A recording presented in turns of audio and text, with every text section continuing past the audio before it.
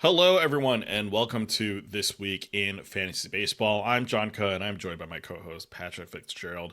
Patrick, how are you doing? Hey John, I'm doing pretty well. I don't think the Orioles have lost a game since the last time we spoke. We're on a 6 game win streak right now, so pretty pumped about that. Long way to go, but excited. And yeah, my teams are doing well. I know I mentioned my RotoWire online championship team last week, climbing the top 100. Has just been absolute rocket ship, taking off. So I'm pushing almost in the top 20 of the overall right now. Wow. So it's really exciting. It could be a fun summer, kind of sweating that out. It's super cool to Yeah. be in like the top 1% of the league. But we'll see how long it lasts. I don't have high expectations, but definitely cool to see. How are you? I'm doing all right. The Twins got shelled today, and as we're going to discuss in a bit, Pablo Lopez is going to be out for like 2 to 3 months. So, in terms of the local baseball team, I feel great. But yeah, in terms of fantasy, things have been going pretty well. I'm first in one of my leagues, second in another one. But it is kind of funny to deal with like early season success. I my home league is kind of interesting in that we start playoffs in August because we do Oh like wow. two. We have everyone make the playoffs. It's a 10 team league, and the each playoff matchup is 2 weeks. So you can imagine how long that takes to get through, which is why we Mhm. start in August.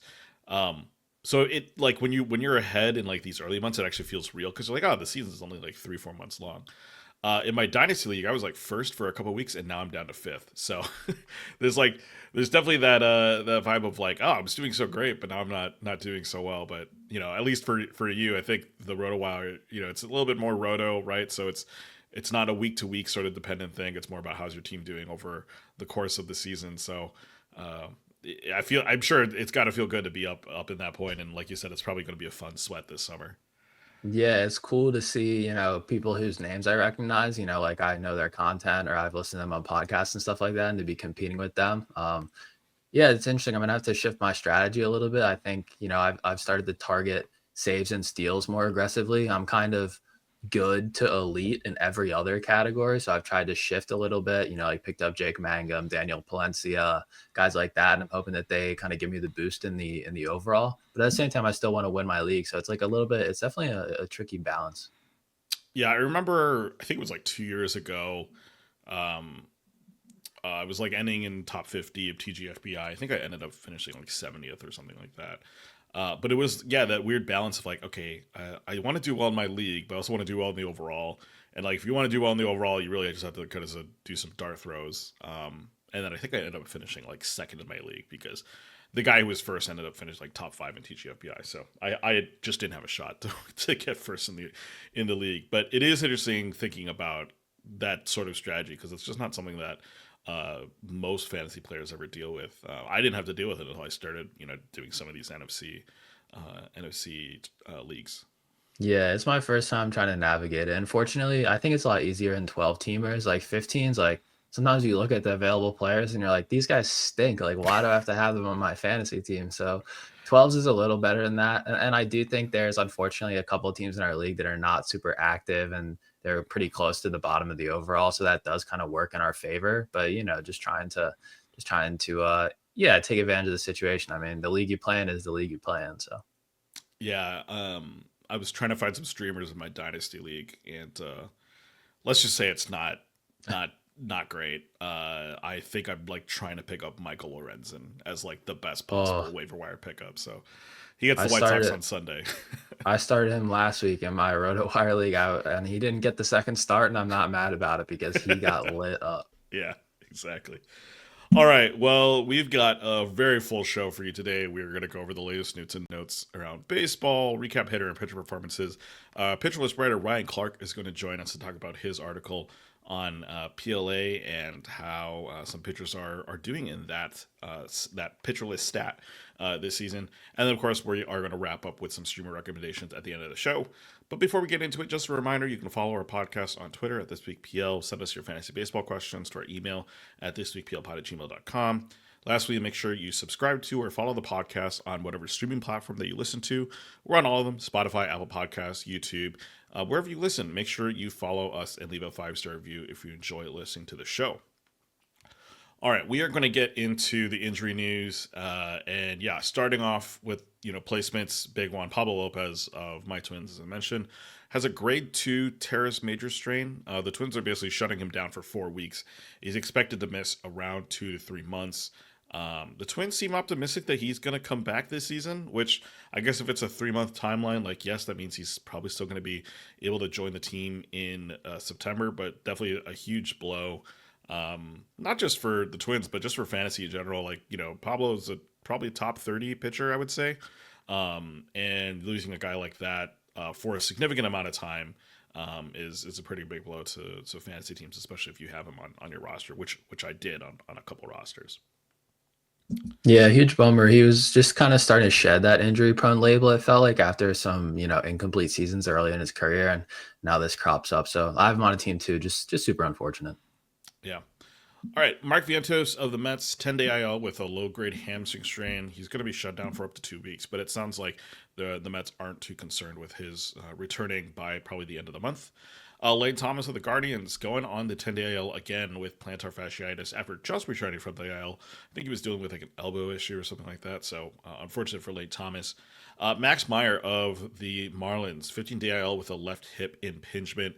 Honestly, he was probably going to get sent down to AAA anyways, because on Tuesday he got absolutely shelled by the White Sox in a start that I had as a stream, and yeah, that did not work out super well. Also, congrats to was it the actually I forget if it was the White Sox or the Rockies, but either way, they Miami was awful this entire week, so it's unfortunate for Max Meyer that he also is now dealing with an injury. Corbin Burns is on the 15th day with right elbow inflammation, but there's hints that this could lead to Tommy John or some other serious elbow injury. So that's another thing to keep an eye out for. Obviously, Corbin Burns not necessarily in the elite form that we expected him to be, but he's still a really solid pitcher. And so, similar to the whole Pablo thing, losing a guy of his stature on your staff is a big deal. Luke Weaver of the Yankees going on the 15-day IL with a hamstring strain. He could miss 4 to 6 weeks. Big shakeup there to their bullpen, obviously, with now Devin Williams as the closer. One good news, I guess, is that they did get Fernando Cruz back, so he's going to be the main setup man behind Devin Williams. So they still do have some, some opportunities for some holds and some saves in that bullpen. AJ Smith-Shawver, really unfortunate for him, going on the 15 DL with a torn UCL in his elbow. Has not officially decided yet if he's getting Tommy John or the internal brace procedure. But either way, whichever one he gets, he is going to be likely out till the end of 2026.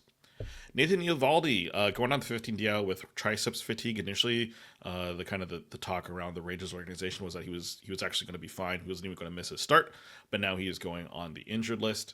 Jordan Hicks of the Giants going on the 15-day with right toe inflammation. He had already been in the bullpen for a couple weeks, so he's not super relevant in terms of starters, but was still looking decent in the bullpen and getting an opportunity for holds there. But unfortunately, he is now going to be on the injured list.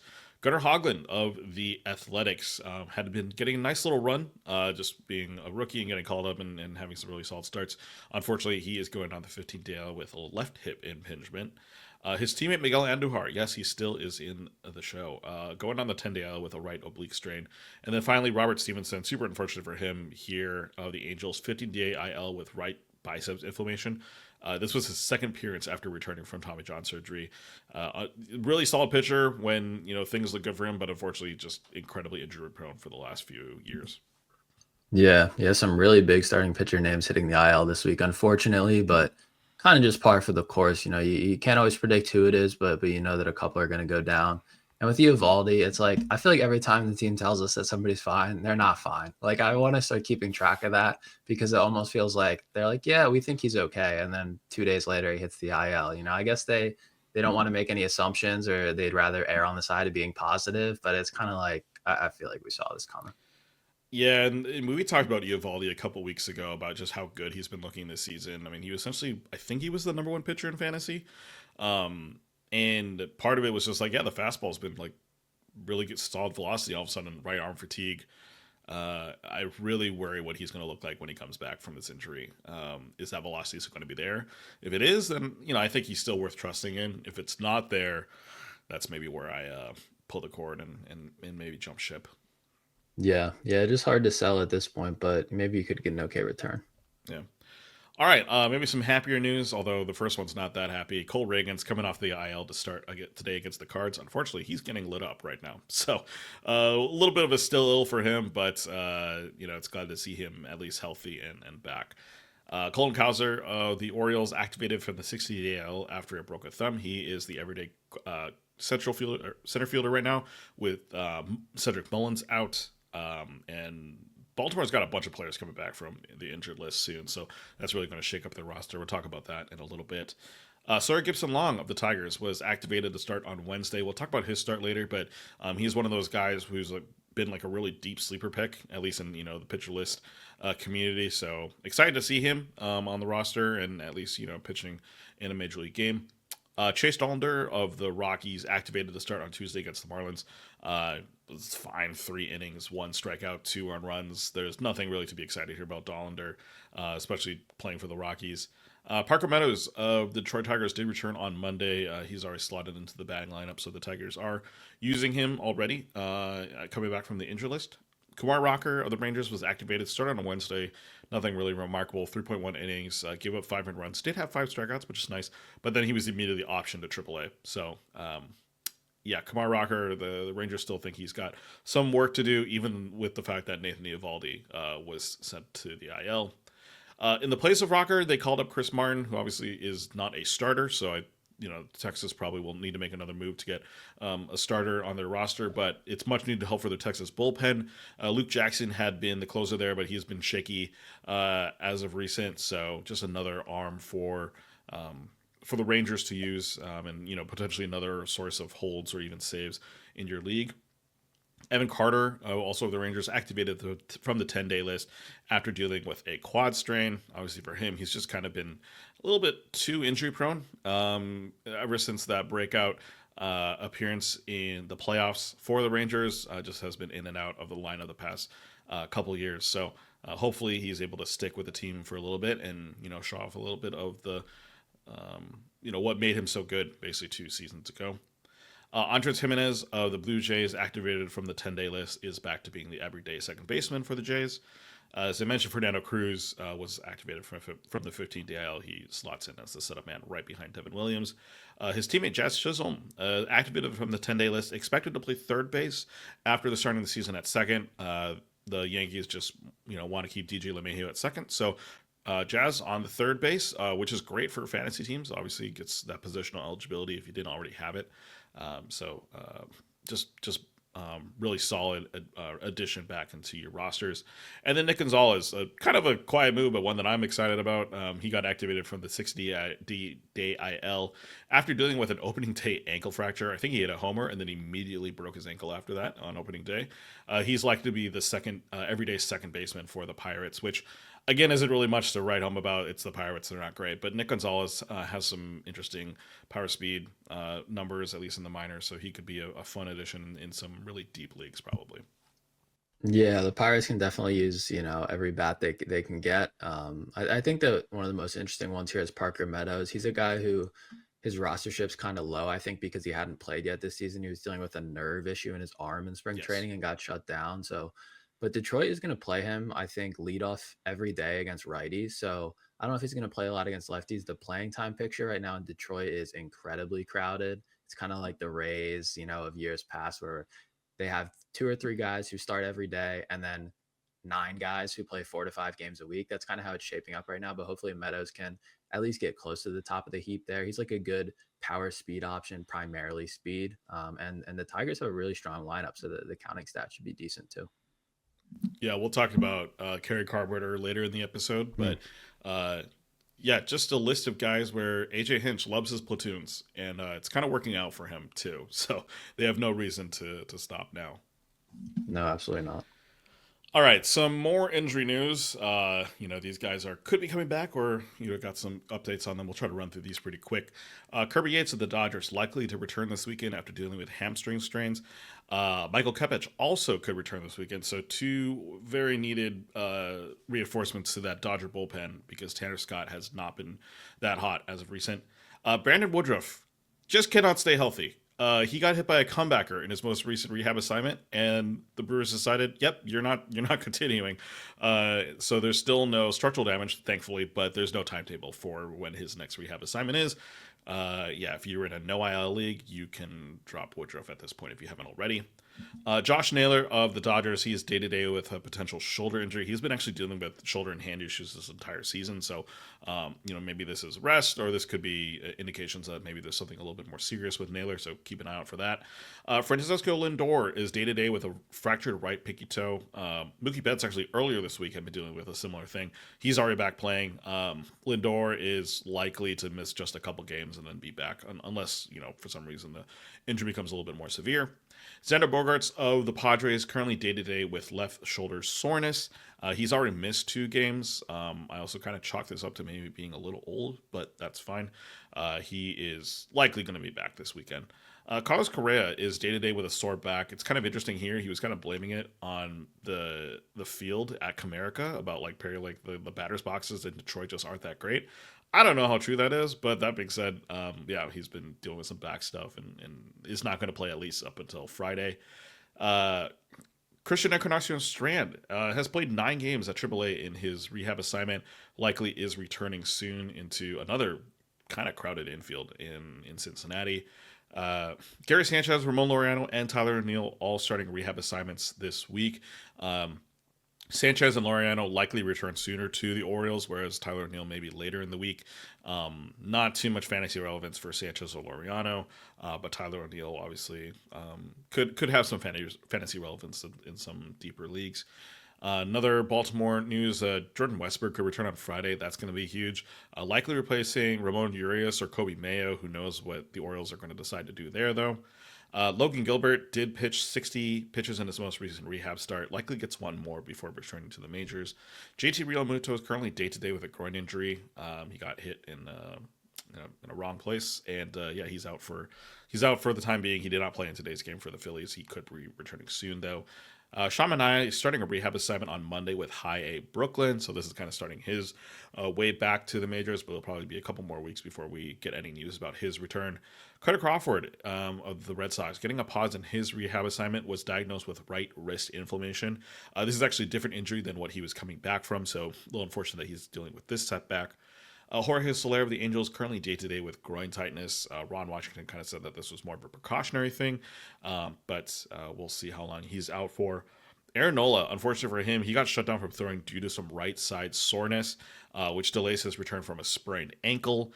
The Phillies are just trying to exercise caution here because this could be a more severe oblique issue if they kind of let it run its course. But right now he's just going to get some rest.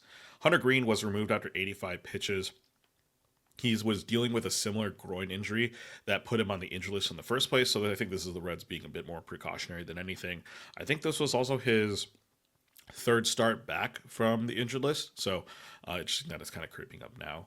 Yuri Perez will finally make his season debut next week. Got up to 82 pitches in his last rehab start. As we mentioned, Max Meyer going on the injured list, so some really needed reinforcements for that Marlins rotation. Nick Kurtz of the Athletics could be back as soon as Monday. He was dealing with a hip flexor strain. As we mentioned, I think last week he was actually off to a really nice little bit of a streak for him, and then like the week before he was on the injury list. So hopefully he's able to pick up right where he left off. And then finally, Reese Olson thought he was actually returning early this week. The Tigers wanted so far to say he's going to be pitching on Monday, and then in turn he actually received an injection on Monday. So it's going to be a while before he returns, dealing with inflammation, I think, in his ring finger. So just a lot of injury updates here. Unfortunate for some of these guys that they're just not going to be here for a while. But a lot of the day-to-day stuff I think is going to be pretty minor, and guys are going to be playing probably by the end of this weekend. Yeah. Hunter Green did end up hitting the IL, unfortunately. So clearly that groin thing is still nagging at him. Brandon Woodruff, the longest rehab assignment continues. Obviously, bummer with the line drive. Don't want to make light of that. It seems like he's okay, but he only threw, 1 2/3 innings or 1 1/3 in the start, but he's throwing 90. He's throwing 91. You don't need to wait around unless you don't have anyone else to put in the IL slot. Definitely no IL leagues. You can let him go. I did. And I think he went for like $100 a fab in my league, which I thought was kind of aggressive. Maybe he'll make the most of it, but unfortunately it does seem like another setback in the timetable.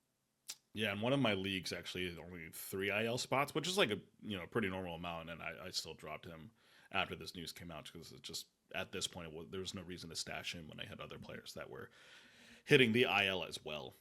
Yeah, exactly. In terms of some other news, Zach Wheeler got placed on the paternity list, which meant that Mick Abel actually got recalled to take his place. Was fine, 5.1 innings, 2 strikeouts, 1 earned run. Not as good as his initial start, I think last week, but still nice to see that he's been pretty solid. Ronnie Mauricio called up for the Mets. He was a top prospect a couple years ago. Unfortunately, a torn ACL, I believe, right before the season started last year, kind of derailed him coming to the majors. But yeah, he is getting some run with the Mets now.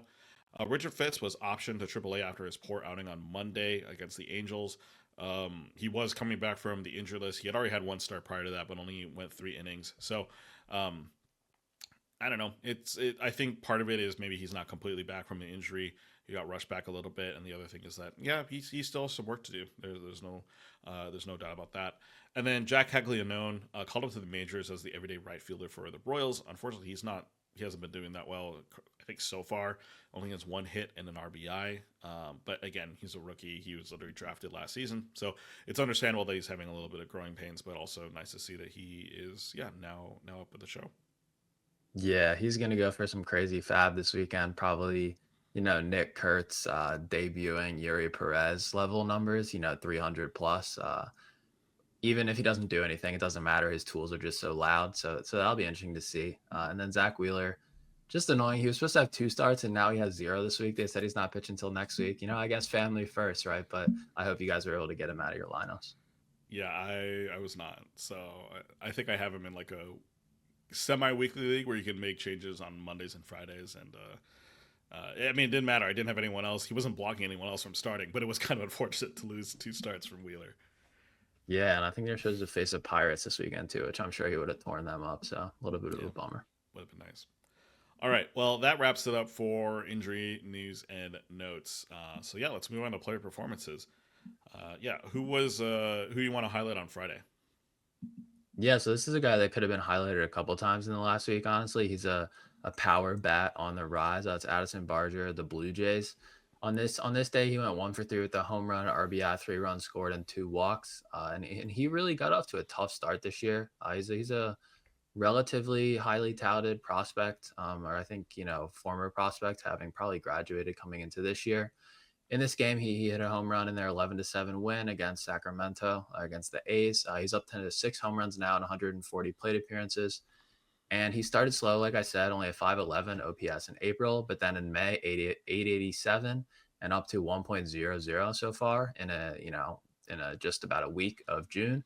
So clearly he's hitting a stride at this point. It seems like there's a stance swing tweak behind it that's kind of allowed him to get back to what allowed him to have a lot of success in the upper minors in recent years. So he's a guy who, he's penciled in basically third almost every day in a decent but not exceptional Blue Jays lineup, but he has that nice third base outfield double eligibility.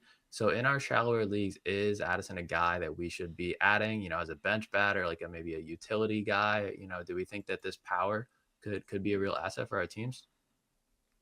I think there's no reason to not add him for now.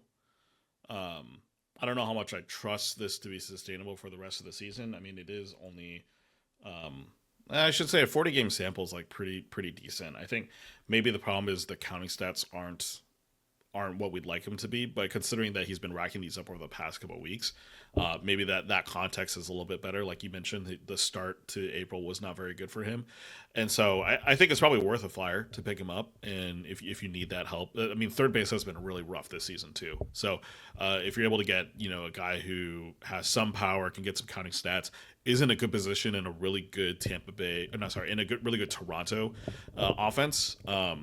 Yeah, I think it's probably worth the flyer, but don't invest a ton in it, and don't be afraid to drop him if the regression does come for him.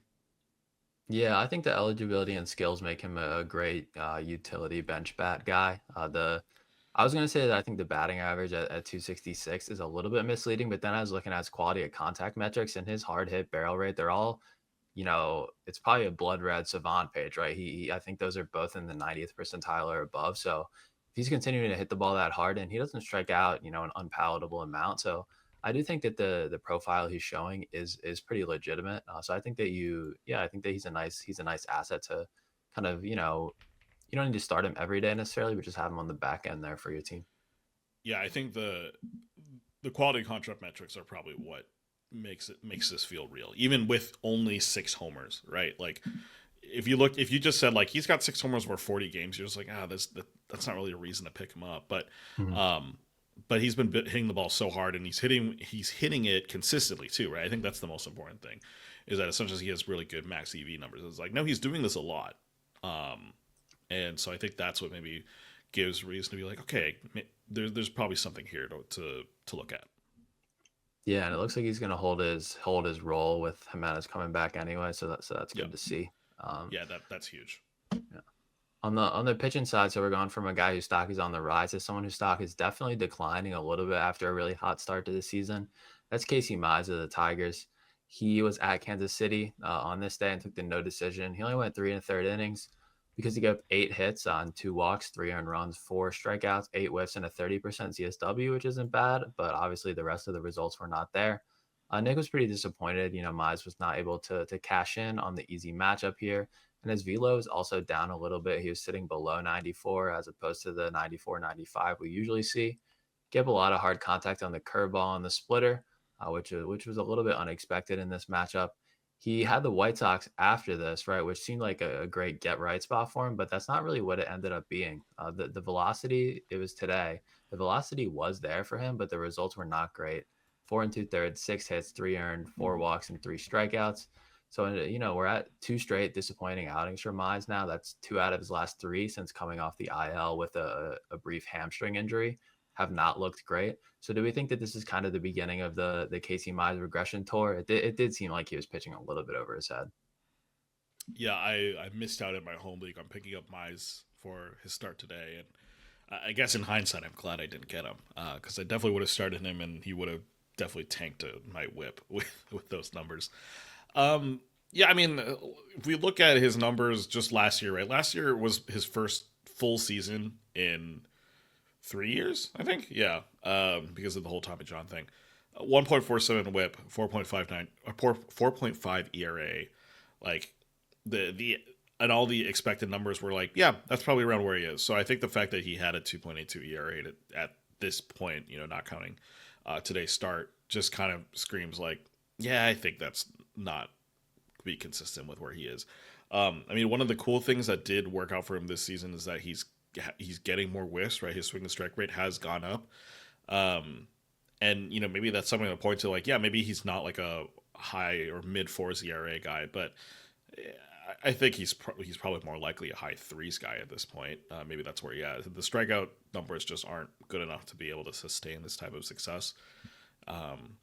So yeah, I think he's due for regression, and it was a really great 2 months. And now we're going to see a little bit more of what we expect from Mize on a start to start basis. Yeah, I think if ERA is your best asset, which for Mize I think it is, and you project to be like a mid to high threes ERA guy, then that's not super valuable in most formats. Obviously, Mize comes with a lot of name value, former number one pick. So people want him to work out, but I think that these changes have more so taken him from a fringe major league starter to a fine major league back end starter, but that doesn't always mean that it's useful for our fantasy teams. He'll have his moments, right? He's on a good team. So if you need wins, you can turn to him at times, but I don't think that needs to be locked into your lineup every start.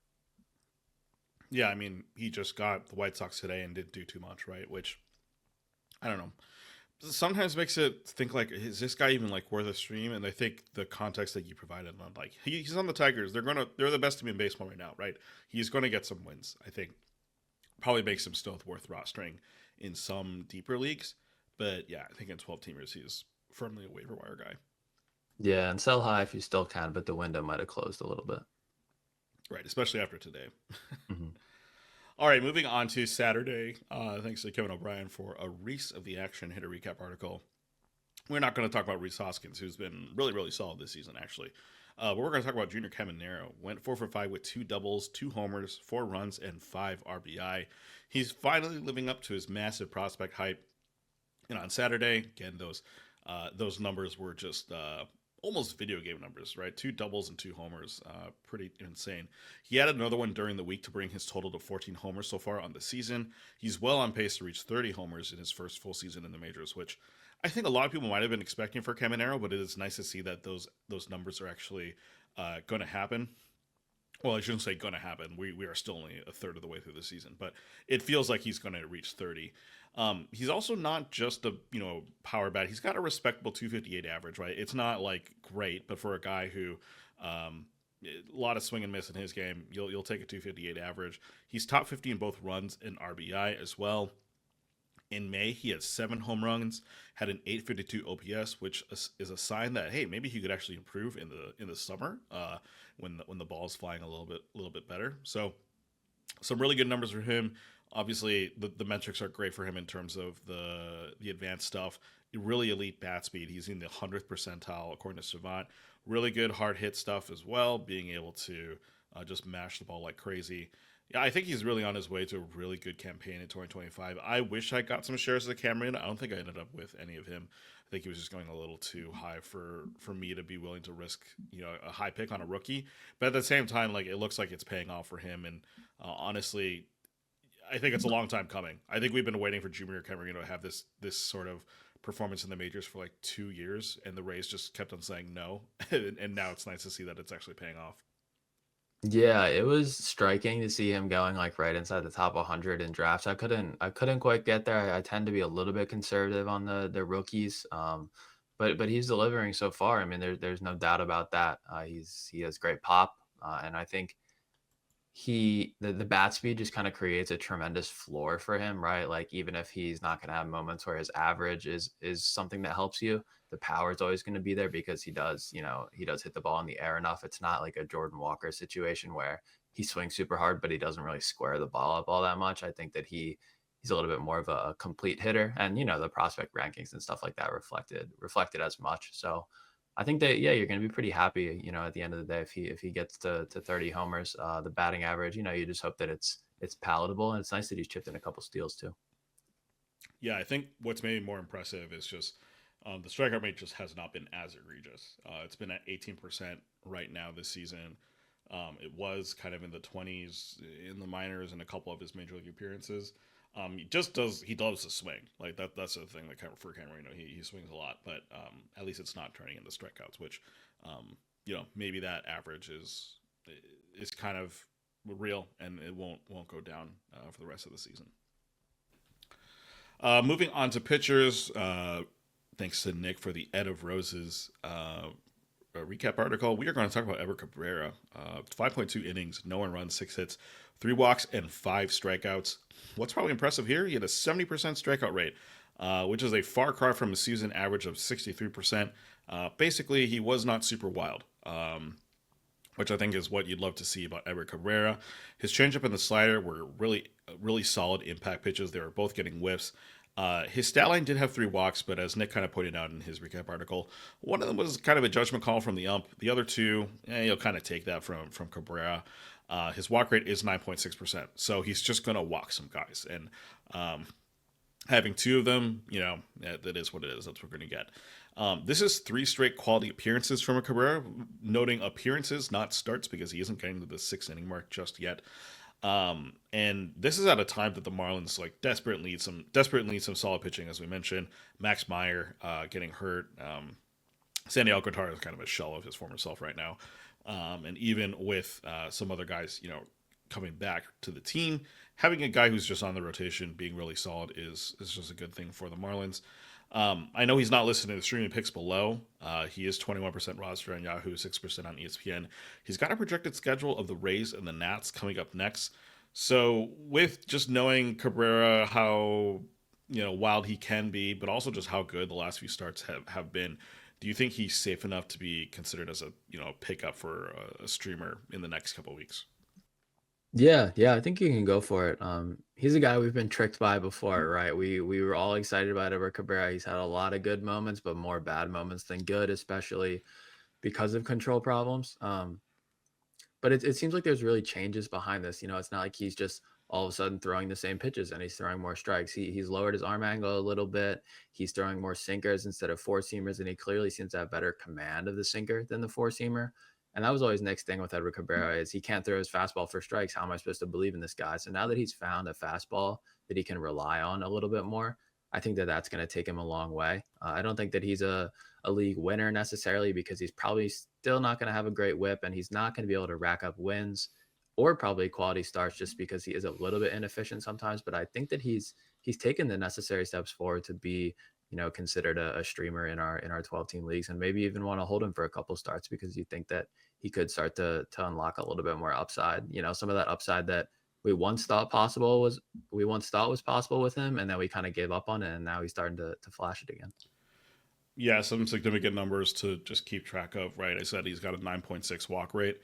Yeah, that's because last year 12% walk rate, and the year before that 15% walk rate. So he's actually improving, which is good to see. But I mean, yeah, he's still going to be a little shaky to your whip at times, and that's just kind of who Cabrera is. Yeah, should be a good strikeout source though. So on the going to Sunday, June 1st, on the hitter side, our hitter recap was Kevin O'Brien was a Smith and Tell, which was a shout out to Josh Smith. I'm going to talk about somebody else though, another left-handed bat. That is Michael Busch, first baseman for the Cubs. In this game, he went 2 for 2 with a home run, a run, 3 RBIs, and 2 walks in a 7-3 win for the Cubs over the Reds. And he kind of carried them in this one in the series finale. He's hitting on the season so far 276 with 9 homers and 36 RBIs in 57 games, which is 214 plate appearances. Last year, Busch was solid but not spectacular. He had 248 with 21 homers, but he is well on pace to set new career highs and overtake those marks.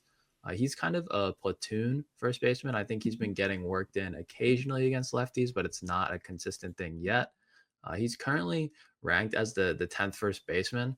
So, maybe he has a chance to return as a top 10 first baseman, but do we feel like that is kind of his ceiling? Do we like his chances of finishing in the top 10? Where are we at on Michael Busch? Yeah, I think top 10, where he's at the top of the 10, like 8, 9, 10 makes sense to me. Was honestly kind of hoping a little bit more from him, if I'm being completely honest, right? Like, no more Cody Bellinger, so he's not fighting for any sort of playing time there. He had like a nice start to the season last year, kind of making you think like, oh, maybe this guy's got like some 30 homer pop in him. So yeah, I mean, I think having 9 homers so far, third of the way through the season is really solid. The average, I'll take that as well. I'd like him to finish better. I think the crop of first baseman right now actually like it hasn't been super great. But at the same time, I think everyone's kind of just bunched up together. Like it's a lot of guys who are like similar right now in the first baseman category. And so Michael Busch being just a solid contributor at 10 is actually like not that bad, right? It probably is similar to guys like 5 through 10 probably are all very similar in terms of their stats. So do I think Michael Busch can kind of finish with a similar number to last year? Probably. I'd like it to be more. I'd like him to get to sniff at 30 homers if possible. Unfortunately, batting 6th right now in the Cubs lineup, which, granted, it's a stacked lineup. Yeah, so deep. He could bat 5th, I guess, ahead of Carson Kelly, right? That's probably where, according to roster resource, that's what they have right now. But he's not cracking the top 4 in that lineup, so he's just gonna get fewer plate appearances, which is unfortunate. But at the same time, I think. Yeah, I think he still finishes at the top 10 first baseman.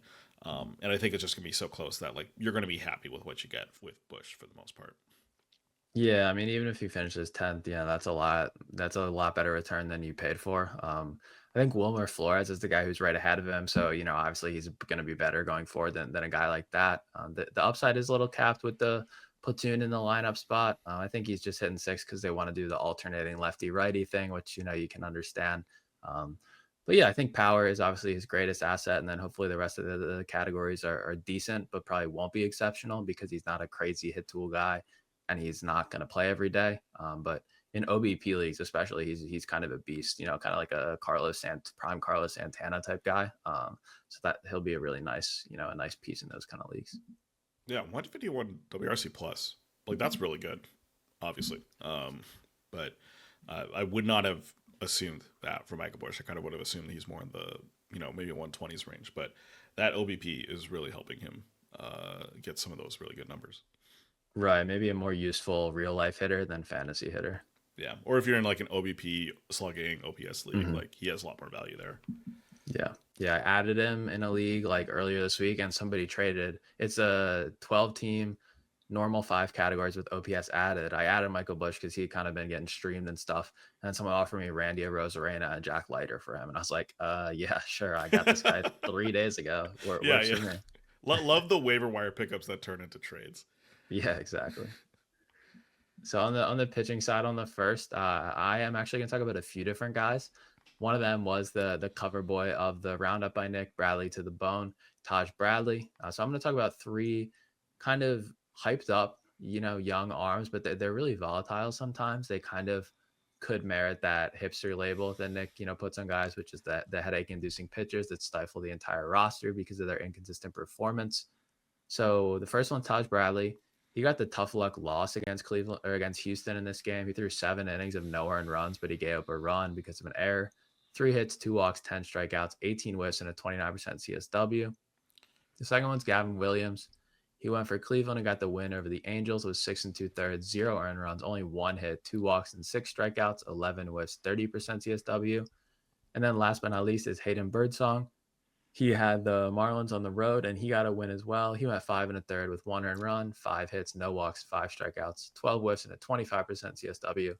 So yeah, I kind of want to just talk through who are highest on going forward, of this trio, assuming standard wins league shallower type format. I think for me, it's probably Williams.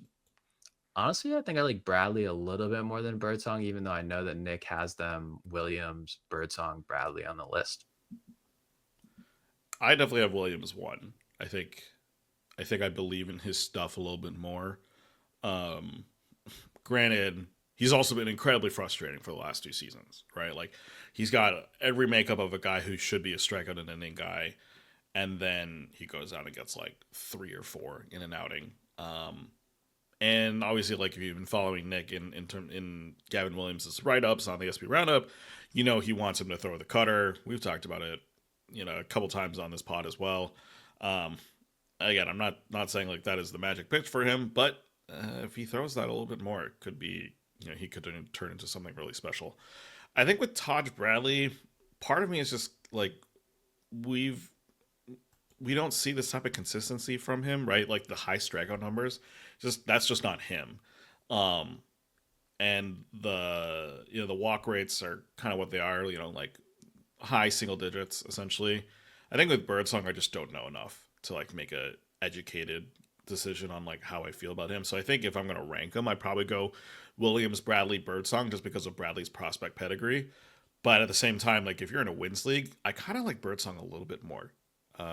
Just I don't know. I think the Giants are a better team than the Rays. Playing at Oracle Park is just going to help suppress runs a little bit. And if that's specifically what you're looking for, a guy who's got win can get a win more likely, has maybe a little bit lower ERA. I'd probably go with Birdsong in that case. Yeah, I do like his chances of sticking in the rotation. Kyle Harrison had a bad outing last night, so I think that's going to give Birdsong the upper hand when Verlander returns. I do think it's a close gap between these 3. They all kind of objectively have bad command, so it's just a question of, is the command below average or is the command so bad that it's just going to destroy their ratios? Bradley definitely pushes that line at times. So I think that Williams is kind of the biggest workhorse of the group. So that kind of has me liking him a little bit more. And then obviously the addition of the cutter. But I do think these 3 are, relatively close. I know that there's a little bit of a wide gap on the list, but I don't think Bradley is all that far behind these guys. I tend to just have a little bit of inherent trust in Tampa Bay just because of how much success they've had with all different types of pitchers. Yeah, definitely. I mean, the pitching pipeline there is incredible, and you don't want to doubt it, right? Like they just keep out cranking out good pitchers, so you have to feel like they know something They know how to, I don't know if fix is the right word with Bradley because he's already been in the league for, I think this is his third season. Mhm. So he is who he is at this point, but he's also only 24, right? There's still a lot of growth in his game that could happen. Um, and yeah, I think it also helps that he has a really low fly ball rate for the park that he's in right now. Right. Yeah. That's gotta be good for Bradley. So yeah, I don't think this is a slight against him in any way. I just think Gavin maybe has got a little bit of maybe more pure raw stuff that could work out better in his favor.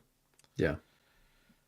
All right, moving on to Monday. Thanks to Christian Ottoman for the carry on my wayward son. We're going to talk about Kerry Carpenter, 3 of 5, 3 homers, 3 runs, 5 RBI.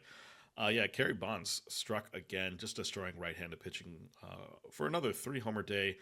Yeah, he's a little bit of a platoon bat, right? Like they're going to bring him out against righties, not as much against lefties. But at the same time, like he's only lagging around 30 to 40 plate appearances behind every other everyday player in the league. He's made the most of that playing time too. 14 homers, 35 runs, 27 RBI, and a 272 average.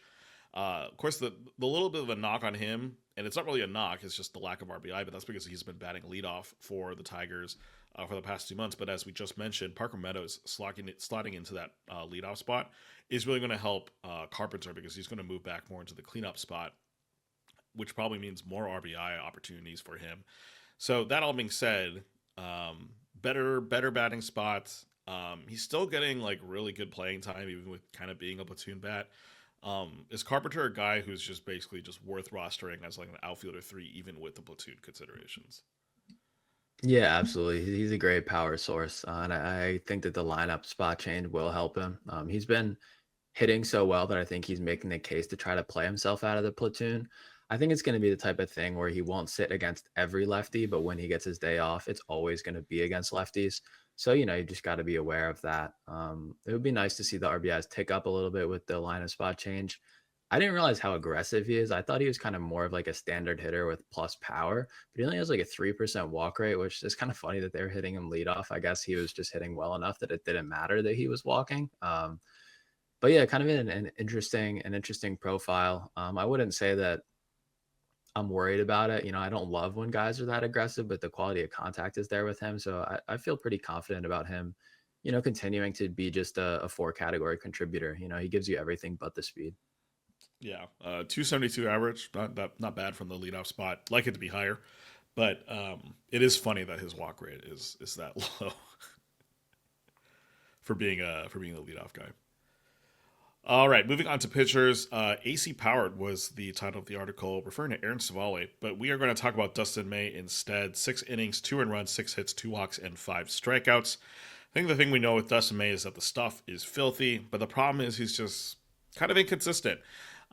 He continuously has been throwing sinkers 94, 95 miles per hour over the middle of the plate, which is not a recipe for success. He just doesn't have the velocity that he used to have, which is unfortunate, being in the upper 90s. The season long numbers, again, they don't tell a really good story. 4.09 ERA, 1.25 whip.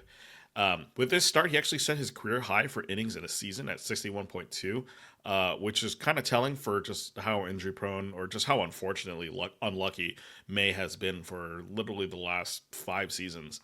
So that all being said, I mean, we're 61 innings into this season.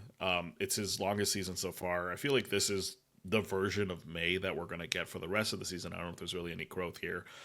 He's also, I think 27, so he is kind of reaching the end of, or the kind of the top of the aging curve, so to speak. So I don't know if there's too much to get excited about May, except for the fact that A, he plays for the Dodgers, so he's got a good win chance anytime he's out there. And then B, the schedule's actually getting a little bit better for the Dodgers. They're playing St. Louis, the Giants, Washington, and then the Rockies. So I think the problem, or maybe not the problem, the challenge here for May is, as in rostering him, is that the strikeout numbers aren't that great. The command isn't that great either to be a good fixture on a fantasy team, just because the whip isn't that awesome. He's still good enough in wins leagues though to start him against these weaker opponents where the Dodgers are just inevitably going to win. But yeah, in your characterization, is May just kind of a waiver wire guy now, or is he still someone who's like worth holding on to in like maybe a 12-teamer? Yeah, I think you want to hold him for now with these easier starts coming up. It's been kind of weird because you would think, okay, May is going to be great when he's on the field, but who knows how long he's going to stay on the field. And it's kind of been the opposite. He's been fine and he's made every single start. And it seems like he's going to continue to do so because the Dodgers just need every competent starting pitcher that they can get. So it's been a little bit disappointing from a per inning perspective, but I don't think you can be too frustrated because he wasn't that expensive.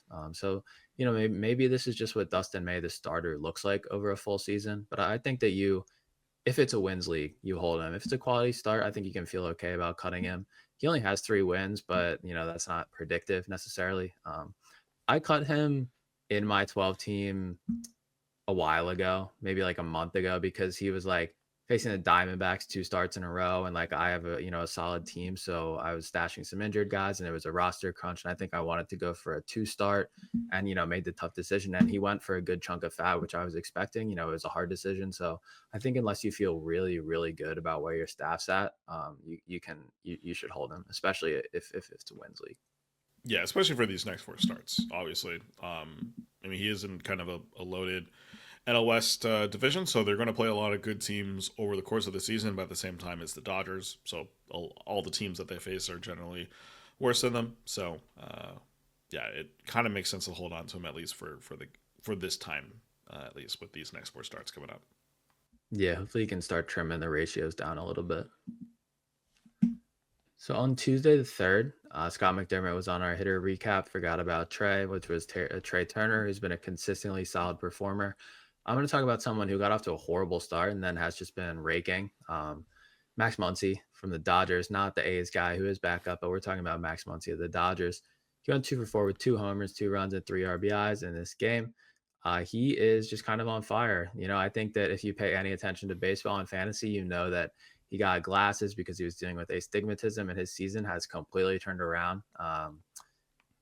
And it seems like that might just be all there is to it. All the numbers look better since he made this change, whether it's his chase rate, his contact, his actual performance, all that stuff. So he's kind of, done a complete 180. He's a guy who he is not always easy to have on your fantasy teams because he is such a batting average liability, but he's showing, that amazing power upside that he's also capable of. And then obviously just plays in a fantastic offense. Yeah, the power for Muncy obviously is the incredible part. If you're in an OBP league, you love him even more. I do find it funny that it's like it took him this long to get glasses, but at the same time, and it is what it is. Sometimes you're like, oh, that's just how I see, right? And then all of a sudden, you get a new point of view, pun intended, and it changes everything. So yeah, shout out to Muncy. And I know with this game, I think one of those homers also sent the game in the extras too. So really clutch performance from him. And I'm not saying that the Dodgers needed this because obviously that lineup is loaded, but I think this was also when Mookie was out. So they needed the little boost, I guess. Yeah, it's been funny to see him just completely turn it around. Apparently he has fine vision. It's just astigmatism thing, so it's not he has bad vision. He's just dealing with this separate issue. So hopefully he, fixed it. I wonder how long it had been afflicting him for. Right. He's like, oh, that's just how things look. So on the pitching side for the 3rd, we had I'm sorry, 1 second, just pulling up my notes. The Burgett Locker was Nick's SP roundup, which is a shout out to Ryan Burgett, who's a newly debuted pitcher for the Padres. I'm not going to talk about him. I'm going to talk about somebody who has had a little rough of a go of it since coming off the IL. That's George Kirby. He took the loss in this one. It was actually his best outing of his 3 since he came off the IL. He went 5 innings, 2 earned runs, but 8 hits, 1 walk, and 3 strikeouts. 11 whiffs, 26% CSW, and 95 pitches. Nick, was kind of pointing out that this is more of like a Toby type version of George Kirby. Okay ERA, but not a lot of swing and miss. Faced a lot of lefties, threw too many pitches over the heart of the plate, and his 4-seamer wasn't quite spotting upstairs. However, Nick did note that the velocity was still there, which is good to see, and you hope that the location will get sharper. Since he didn't have a spring training and all that, he's still kind of working his way back. But the lack of swing and miss on the secondaries and the mediocre 4-seam shape is not great. So it seems like we have a little bit of a cap on Kirby's upside here. I don't know if he can necessarily be considered an ace for fantasy purposes, which is unfortunate because he's had so many great seasons, so many great runs in the past. Yeah, I mean, I think part of it is also just the fact that he's still kind of coming back from injury, right? I think you have to take that into account. Um, there is some clear kind of regression in terms of his stuff, right? Like the extension for his fastballs has stayed the same, but the IVB has dropped by a little over an inch. So just something interesting to note there. Just the shape isn't as good, even though the velocity is about the same. Um, so something interesting to look at. Um, the slider just has not been getting. It just hasn't been as effective. It's not that it's ineffective. It's just the swinging strike rate's down 3%. Right, like those are just like small things to point out. Like that's why things aren't as good as they were. I mean, looking at the numbers from the past few seasons, though, he's kind of been like a 24% strikeout rate guy, right? Like, it's not like he's this incredible ace who's striking out a ton of guys every single start, but he's striking out enough to be really, really solid and be able to limit his whip. I, I think it's still worth holding on to Kirby. Is he an ace? I don't know. I mean, like, I think he's still a top 15 pitcher when everything is working. Could he get to that point? I think so. But I think it's going to maybe take a bit before we see that version of him. It might not even be around until the All Star break, right, where he finally gets 10 starts under his belt. Then maybe we start seeing the Kirby that we've known from the past. But yeah, I mean, I think it's probably important to have good expectations about him, right? It's going to be a really good whip, really good command. Strikeouts aren't going to be great from him, but they're going to be just good enough. And then that ERA has consistently been in like the mid to low threes, and obviously he's not like a 9 ERA guy, but I think we'd expect as the season goes on that we're going to see kind of the Kirby that we know from the past couple seasons. Yeah, yeah, I think that the if the strikeouts aren't there, he doesn't have the ability to be an ace, but he's still a really strong pitcher. Like you said, the whip is his best asset. Quality starts is a great asset if you play in that kind of league. So I think that he's a guy you feel good about as your SP2, maybe your ace in deeper leagues if you go with a more hitting heavy team. But I think that that's kind of more of where he'll settle, once he gets going a little bit, which I do think he will. Yeah, it is interesting that the strikeouts just have never come for him, despite like having a pretty decent fastball and good breaking pitches. But yeah, he's just been very comfortably like a 23-24% strikeout guy. Yeah, I think he's just in the zone too much. I think he's willing to make that choice to eat innings, and it comes at the expense of strikeouts. Kind of like Brian Wu, his teammate. Yeah. All right, moving on to Wednesday. Thanks to Kyle Stansel for the hit him high, hit him low, hit a recap article referring to Brandon Lowe. But we are going to talk about Zach Neto instead of the Angels. 2 for 5 with a triple, a double, 2 runs, and 2 RBI. Even after missing the first month of the season, Neto is putting together a very strong campaign, making up for lost time. He's fourth among shortstops with 10 homers, despite playing in 20 fewer games than pretty much the rest of the competition. He's slashing 276, 314, 523 with a 132 WRC plus. That is good for fifth among shortstops with a minimum of 180 plate appearances this season. Neto's at 185, which is why I set that as a threshold. The strikeout rate has climbed to nearly 30%, which we don't love. But the barrel rate's also 6 percentage points higher than it was last year. So there's clearly maybe some sacrificing of good plate appearances for more power. Maybe that's what Neto's trying this season. I think one area that I would preach caution, though, just looking at his numbers, is the increased line drive rate this year. Line drive is just not a super sticky stat. It's not one that usually players can affect, but it does kind of show that he is trying to actively lift the ball more. His ground ball rate has dropped over 10%, from 46% to 35%. He's getting more line drives as a result of that, but it's clear that he's trying to lift the ball more. Again, that's kind of maybe why we're seeing the higher strikeout rates from him, and obviously the barrel percentage from him is kind of nice to see as well. Last year, he finished with 23 homers, 30 steals. Even though he missed the first month of the season, like he's kind of on pace for a 30-30 season. The steals might not get there, but I mean those can always come in bunches. And I think having 10 homers by the end of May is already a good metric, or a good way to assume that he might get to that 30 homer number. So yeah, I think for Neto, even with missing a month, like to me, he feels like he could easily be a top 5 shortstop by the end of the season. Yeah, yeah, I think he'll have to work at it because shortstop's such a deep position. But the track that he's on, 30-30 seems in the realm of possibility, and 25-25 seems like not a guarantee, but I think that it's maybe like 60%, 60-40 that he gets there. So super exciting profile. I think the only thing that's not real about this is probably the batting average. Like you said, he's hitting line drives at an unsustainable rate, and he does strike out a good amount. So I think that he's maybe more like a 250 to 260 hitter, but the rest of the stats, should be good. The Angels offense, has their really bad stretches, but when Trout's in there and now Taylor Ward is hitting, I think that they do enough, at least at the top of the lineup, for the counting stats to be good. So yeah, he's kind of an underrated, maybe not underrated anymore, but like, borderline fantasy real life superstar type player. It's been really impressive, how much he's contributed, because the Angels brought him up to the major leagues like a year after he got drafted and just kind of threw him to the wolves. So it's been impressive to see him adjust and, continue to grow as a player and as a fantasy producer. Yeah, I'm definitely with you there on the average, because I was looking at it. I'm like, how does he have a 30% strikeout rate and a 276 average? Like, it doesn't make sense. And part of it is, yeah, the line drive rate's gone up and the ground ball rate's gone down. And obviously, hitting more line drives is just better than hitting more fly balls, because you're more naturally you're going to get more hits with line drives usually than with high flyouts. But yeah, I just don't know how sustainable that is. But that being said, like, even a 250 average and a 30-30 guy, like, I will take that every single day if that's what you said I'm getting from Zach Neto. Yeah, especially with the injury discount this year. Yeah. All right, moving on to pitchers. We kind of hinted at this one a little earlier in the pod, but yeah, Sawyer Gipson-Long of the Tigers went up against the White Sox on Wednesday. No decision. Wasn't the greatest outing. 3.2 innings, 3 runs, 5 hits, 1 walk, 3 strikeouts. The Tigers only let him go 70 pitches in this one. Obviously, the pitcherless community, us, Nick, we've been hyping up Gipson-Long as a deep sleeper for probably the past couple of months. We finally got to see him pitch with the majors this year.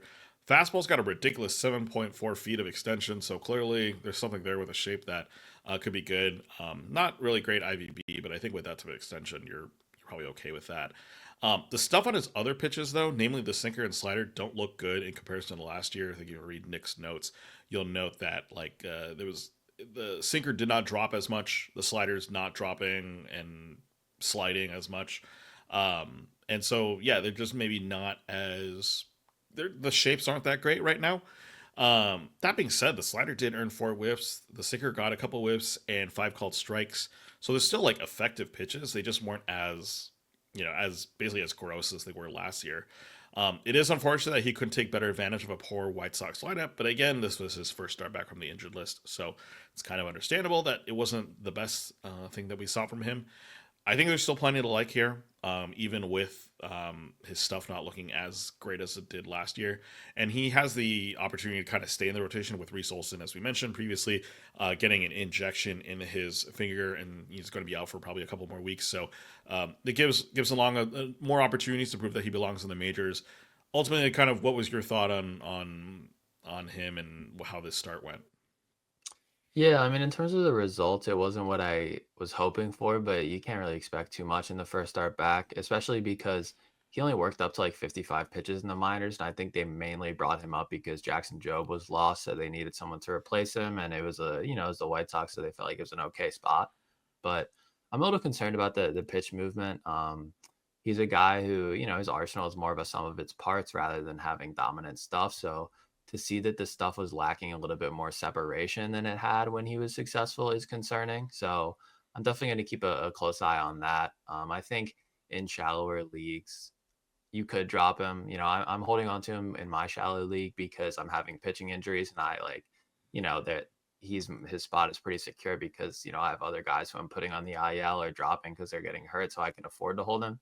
But I don't think it's necessarily a must hold. But I think that, yeah, it really could go either way on him. You just gotta, hope next time out the pitches look a little bit more like we're hoping they will, and see what Nick has to say. Yeah. All right, that is going to wrap it up for the player performances. After the break, we are going to talk with Ryan Clark, pitcher list writer, to talk about his article on evaluating pitchers using PLA. All right, we are back, and we are now joined by pitcher list writer Ryan Clark. Ryan, welcome to the show. How are you doing? Thank you. Yeah, I'm feeling really good. I'm really excited to be on the show. First time I've been on any of these podcasts, so it's great to be here. Yeah, we are going to look at the most recent article in the series of using PLA to evaluate pitchers. But before we get into that article, why don't you introduce people to the show? Sorry, introduce yourself to the people. How long you've been kind of with Pitcherless? What teams are you a fan of? How'd you get involved in fantasy baseball? Kind of what is your baseball background? Yeah, so my name is Ryan Clark. I've been with Pitcher List, I think, about a year. I think joined around this time. I kind of joined mid-season. It was kind of hard to kind of find a place of where I can write when everything's scheduled out. But yeah, I've been writing for about a year for Pitcher List. In terms of teams I like, my favorite team is Tampa Bay Rays. I was born in Tampa, but a lot of people know that I'm actually Canadian. So my family was from Canada. I was born in Tampa. They moved back, so I grew up in Canada, but I could never really get behind the Blue Jays thing, especially when I played for a Devil Rays T-ball team as a kid. So that really kind of stuck. And I also really like the Mariners because I lived on like an island town on the west coast of Canada. So the closest was actually T-Mobile to me. So that was kind of the experience growing up. But I didn't really become too big on baseball. I was pretty bad at it as a kid. My family didn't have much of a background until really 2018 when I went down and did a little trip to the Bay Area and saw a game at the old Oakland. I was going to say Oracle, but I've never been there. At the old Oakland Coliseum between the Giants and the A's with my friend who was a huge Giants fan. That kind of got me into baseball, and then fantasy baseball came very shortly after. I was very casual with it. I just picked the guys I liked and did points leagues, and then eventually, as I learned more stats, I just kind of got into more serious fantasy baseball leagues, and now I'm in a bunch. It's kind of hard to balance as many as I am. Not even too many. I'm only in like 5 or 6, but this is my first year doing a lot of them. But the one that I care the most about, I'm second in. So that's what matters. Yeah, for sure. Like that, you got to find like the one or two that you really care about, because trying to deal with that many leagues at once is just a recipe for disaster. I think we might be in one together. Maybe, I don't know. Maybe it's the staff league. I'm not.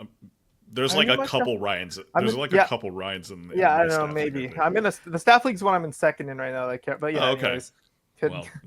Well, I'll check later to see if we've got a matchup coming up in the future.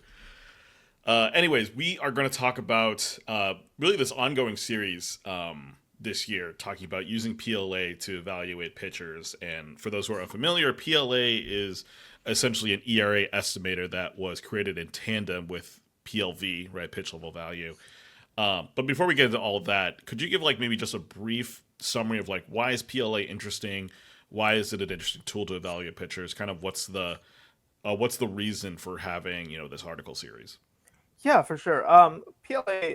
I mean, I think the first thing to say about PLA is that PLV is such an interesting stat because you look at it, it takes into account everything that essentially isolates the pitches, right? So it looks at location, it looks at stuff. You can break down stuff into velocity, extension, movement, and how it plays off the fastball, and it also has some context-based stuff too. Looks at counts and stuff like that, handedness of the hitter. It's probably maybe not the most overall encompassing, but definitely one of the most robust stats that you can find pretty easily. And PLA basically takes the pitch level value, the ratings of each pitch, and turns it into an ERA estimator. And the thing is about this is that people love ERA estimators. I talked to a lot of people in kind of fantasy baseball circles or just baseball stats circles, and they just love to say this guy's actually not good because of FIP, this guy's good because of SIER, that sort of thing. And so I think this article, what makes it interesting is that this is probably the most all-encompassing, easily available ERA estimator out there. Of course, it's not perfect, but the article kind of operates under the assumption at first, like if you believe in the tenets of this stat, then this is what you should think of these pitchers. And then I also kind of try to put my own little spin and say, in reality, no stat's perfect and blah, blah, blah. But at the end of the day, it's kind of just basically saying, here's a stat that pitcher list that we believe in, and here's how this pitcher would grade out based on a scale that every single baseball fan is familiar with, and that being ERA. Yeah, and I think that that's the right way to think about it. I'm a huge numbers guy. I love projections, I love statistics, all that stuff. But at the end of the day, ERA estimators are just another data point, right? They shouldn't be considered a reflection of exactly what a pitcher is going to do going forward. It's just something that you should think about, when you're thinking about if someone's performance is sustainable, while you're also looking at, their arsenal, their team context, things of that nature. So I think that Nick is, he's not a guy who uses a ton of ERA estimators, but I think that they have they're an important piece of the picture, you know, in terms of breaking down pitchers. They shouldn't be the whole story, but I think that they're a useful, you know, piece of context. Yeah, and like Nick's even brought this up. Like you can have a player. I think one of the guys at the top of the leaderboard is DeGrom. Let's just say that. Like if he pitches like this every single game, then yeah, his ERA could be in line with the PLA. But you know, the next game out, he could just throw like cement mixer 50-mile-per-hour curveballs for fun down the middle. You know, you can never predict what the player's gonna do. But this is just based on almost making a projection based on what's happened. So yeah, it's kind of tough. But again, I think the idea is that out of all the ERA estimators, we're trying to push for the one that has the most to do with what Kyle Bland and all the great data people and all the great writers at Pitcher List have kind of put their brains together and encouraged. Yeah. And this specific article is focusing on pitchers that are rising up the ranks. So it's kind of a fun group of 6 names of guys who have been doing really well in the last month, but weren't necessarily household names at the beginning of the season. Well, one of them was, but you know, the majority of these guys are guys that, you know, probably were not the first targets that you were thinking of in regards to pitching. And the first guy we're going to talk about is someone who we've mentioned on the pod a lot in the past couple of weeks because of how good the Cubs schedule has been and how much of a good streaming pick he's been. But it's Jameson Taillon, who's got a 3.13 PLA. And I think the interesting thing about him is when you look at all the ERA estimators, they're all kind of over the place. His FIPS, yeah, no, I think I said that. Like, yeah, I put like lots of disagree. Yeah, so I think this is the one. I think of all the pitchers on here, I'd probably say I kind of knew the least about Taillon going into this. Like, I don't remember exactly. I think this was kind of the first article of the series so far that I really had players first that just jumped out at me, and then kind of came up with a theme, you know, as opposed to like I was always going to do, you know, kind of the cherry bomb edition and the disappointment. Like that was right from the start when I signed on to do this. But this was kind of one where I had a bunch of pictures that I guess I was almost kind of shocked about. But Jameson Taillon, yeah, that was really interesting. Like, it is all over the place. Like this is like looking at my screen. This is 6 different pictures right there. Like 6 completely different, you know, draft positions almost and value rankings just based on this. I guess one of them's not an estimator, but the 6 kind of metrics on the screen that I just kind of pulled the most popular ones just to show the difference. But yeah, Jameson Taillon is definitely not one of the guys who I thought would be one of the best pitchers in the game based on PLA for sure. Yeah, it ranges from a 3.13 PLA to a 5.13 FIP. Like that's the range that we're talking about here. And I mean, probably the reason why he's, you know, maybe doing this well in terms of PLA is just with how good some of his pitches are, right? You kind of highlight his sweeper as being really solid, getting a lot of swings and misses. Obviously, that's a real nice thing for PLV, right? We love to see those types of things on a pitchable basis.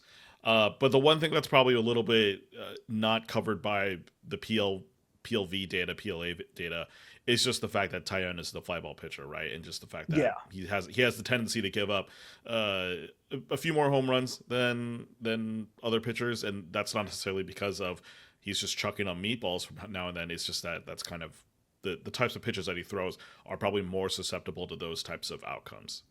Yeah, and I mean, I was looking at it too, just when I pulled it up, and I was like, yeah, okay, that makes sense. That's why his FIP is not where you'd want it to be, is because the home run rate was pretty rough. But yeah, and I think you're right about the. I think the one thing that stands out about Taillon is I think every week I just kind of pull up the visualizer, and it's one of the best, I guess, the best of the visualizers that I've seen because every pitch is not bad. Like some of these guys, they have that one pitch they barely throw that PLV and PLA think is just an atrocity.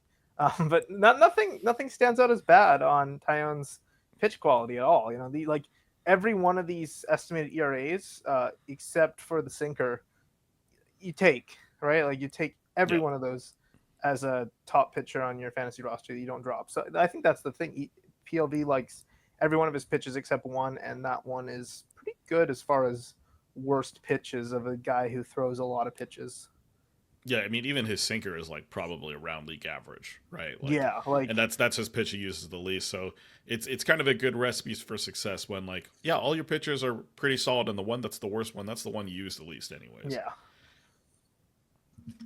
Yeah, so the next guy that you covered, going from a guy who has a super wide arsenal, kitchen sink type guy, to somebody who really is kind of known as a two-pitch pitcher, does have a third pitch, but it's more of a taste breaker than anything. That's Kevin Gausman. So he has an elite PLA at 3.09, or at least was the time of publication. But his other ERA estimators and actual ERA are more kind of in the mid threes, maybe the high threes on a couple of them. If you want to look at xERA around 3.7. And is actually ERA 3.68 at the time that this came out. But I know that Nick has talked a lot about Gausman lately because he's been racking up a lot of splitter whiffs because he made a change to his grip. He got back to a grip that had brought him a lot of success, and it seems like the results are kind of following. And clearly the PLA reflects that they think of him as a borderline elite starter at this point. Yeah, I'm just looking. So at the time, he had a PLA of 3.09. Okay, so after he had a start the other day that wasn't amazing, so he's up to 3.16. So I'm not sure where the other estimators are at, but I just kind of pulled that up just to make sure. Yeah, the splitter, yeah, that's the big story. He got a lot more drop on that splitter. Before I was just doing kind of a broad look at his player page, and it was just interesting to see. You do see statistically that drop is already reflected on his pitch modeling stats versus last year, and it's interesting because he just made that change recently. So it just kind of shows how much drop there's been. I think like he almost got, it was like 4 inches. Was that something that I heard? Maybe I'm mistaken there, but yeah, so he's really kind of changed up that splitter, and splitter whiffs, that's the key to Gausman.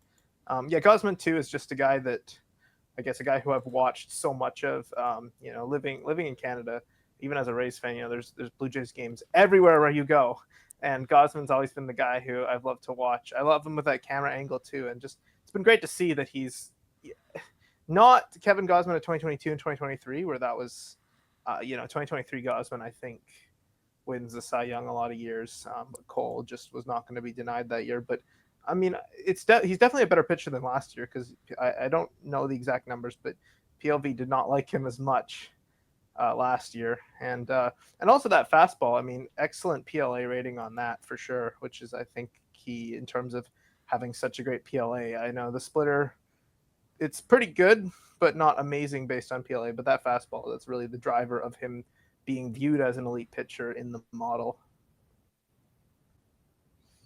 I find that kind of interesting just with Gausman.